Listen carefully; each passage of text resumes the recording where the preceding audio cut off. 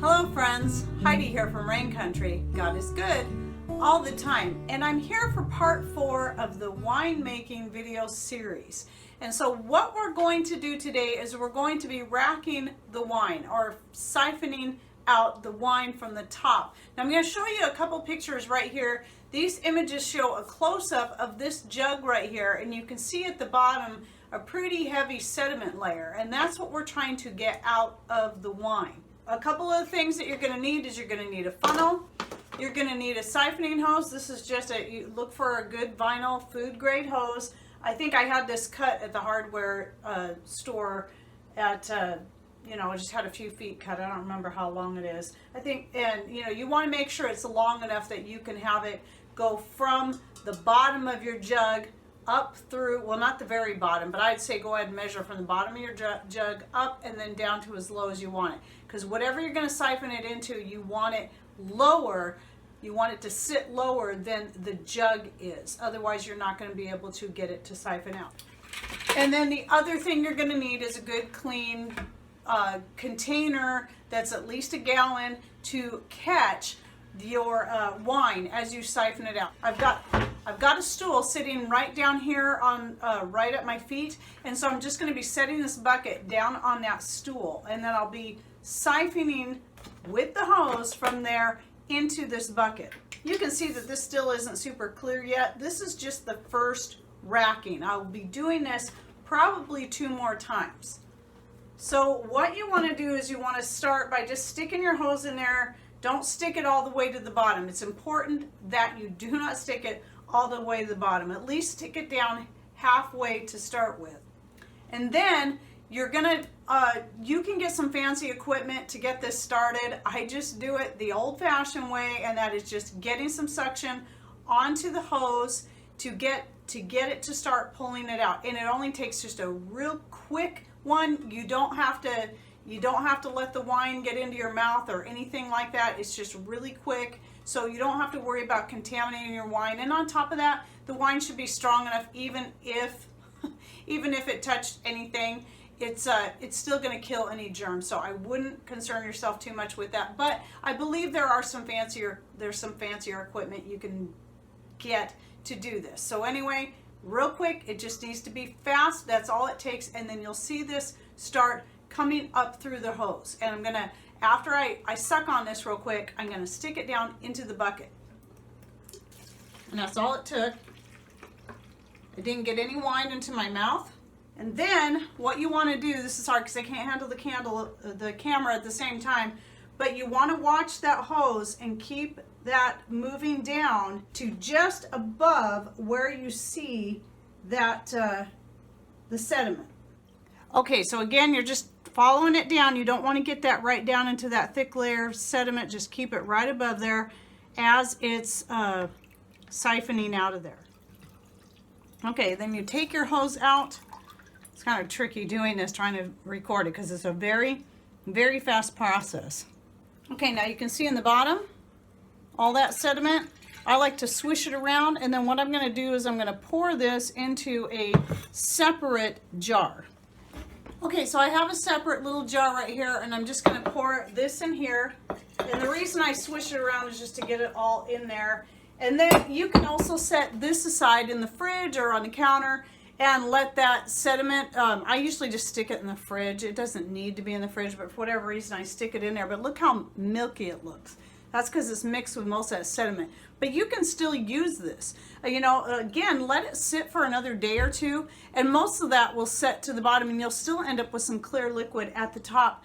But I will try to use it right away in cooking, whether it be adding to the noodle water when I'm making pasta, or using it as a marinade, or whatever it is I'm going to use it for. And again, I will be doing a separate video down the road of all the many ways that you can use wine aside from just drinking, if you're like me and you don't drink and you just like having the wine for all the other many purposes that it has, especially on your homestead. There's lots of uses in this stuff.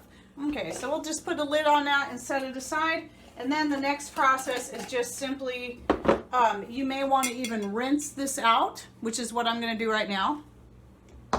And then obviously the next step is just putting the wine back into your jug. And of course you'll notice each time you do this, you're going to end up with less and less But you're not going to let this go to waste, remember. And as I said in my last video, I'm short, so this is easier for me to do it this way when I've got a pretty full bucket.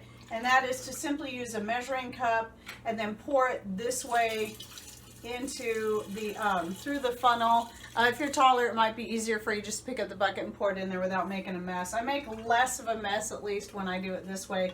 And I'll do it this way until I get the bucket down to a certain maybe about halfway, and then I'll pick the bucket up and pour it the rest of the way in, because then I can have better leverage on it that way. I tell you, this smells wonderful too. Oh, the aroma is just amazing. I just cannot believe the difference that homemade wine makes, you know, for flavor and for the aroma. Okay, so there we go. I should be able to pour the rest of this without too much problem.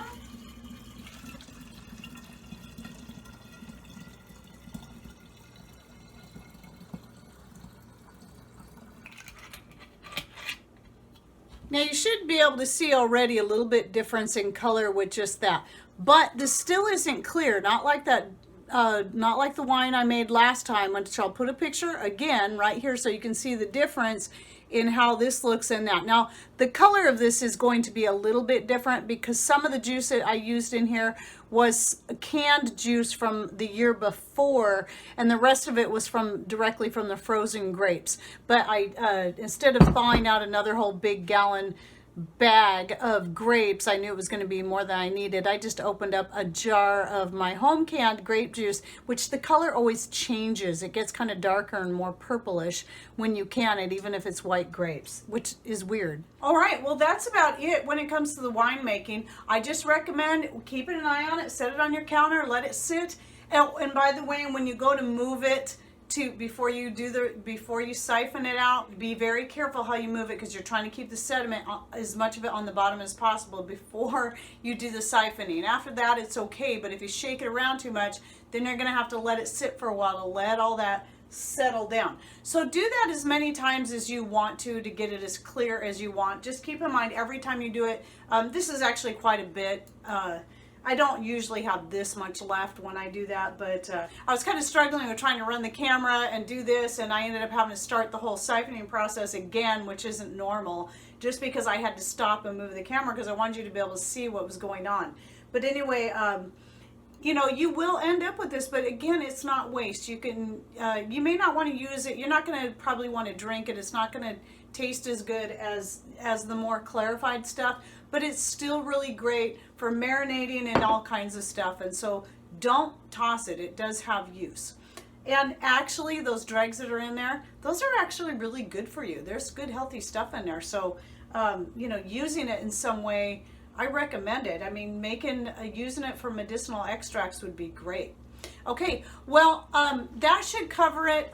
Again, keep doing this process until you feel it's where you want it to be, and then you can bottle it up in your swing top bottles. I recommend those. If you go with those, though, I recommend you go with the Italian brand, which I'll link down below. They're going to be more expensive. However, mine have never burst on me, and I still have Mead back there from years ago that is fizzy. I know if I was to open it, it would probably explode. I'd have to be very careful. I mean, it would probably shoot out the top, because I've had that happen before with my Mead. It made a mess all over my kitchen. So, but I've never had the bottle explode, and I've had people tell me they've had bottles explode on them with kombucha and anything else that's a bit fizzy.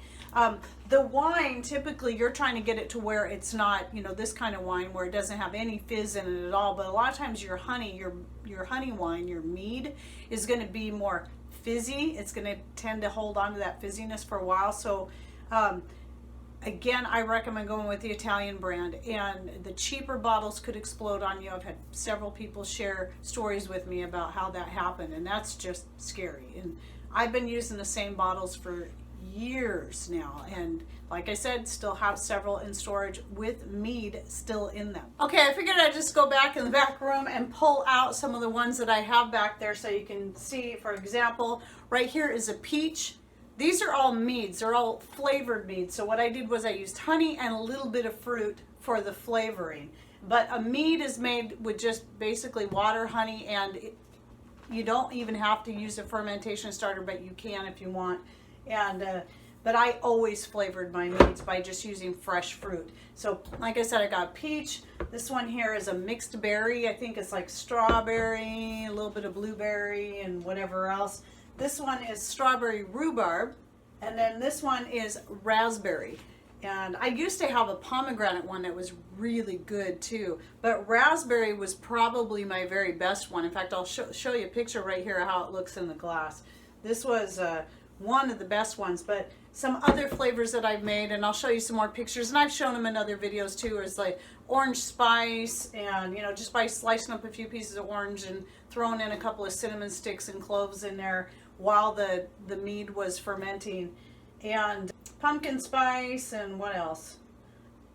I've made pineapple. I've made all kinds of different flavors, but these are the ones I have left. I have a few more bottles back there, but they're just repeats of these four here. You know, the berry, the raspberry, the strawberry, rhubarb. So it is really fun when you get to learn how to do it. And since I stopped drinking, you know, neither of us really drink at all, and so these bottles have been sitting back there forever, for several years. So I'm actually kind of curious at how they taste now since they've been sitting there for so long. But anyway, they're still fizzy. I hope you enjoyed this learning process. And again, the way I'm doing it might not be the fancy schmancy way with all the great equipment, but I'm trying to show you that it can be very simple and very inexpensive to get started in winemaking. You don't have to invest in a whole bunch of stuff. If the method of the siphoning, the way I'm doing it, is really crude to you, then go find the fancy equipment you need to do that. For me, it just wasn't worth it to do it that way. If you're careful about it, you can keep your germs out of the wine, and again, the wine's going to kill them anyway, and you just be careful with what you're doing. Watch what you're doing as you're putting that hose down in there. Now, to be honest, I didn't learn that technique from anyone. I'm sure there's probably better ways to do it. I just came up with that one on my own. So whatever, this is the way I do it. But anyway, I hope you enjoyed this video and this whole series. And again, if you haven't seen the other 3 videos in this series, I'll link to the playlist right up here, and this will be in there as part number 4. And hopefully that will get you on your way to just a little bit more self-sufficiency. Thanks for watching. Take care, and God bless.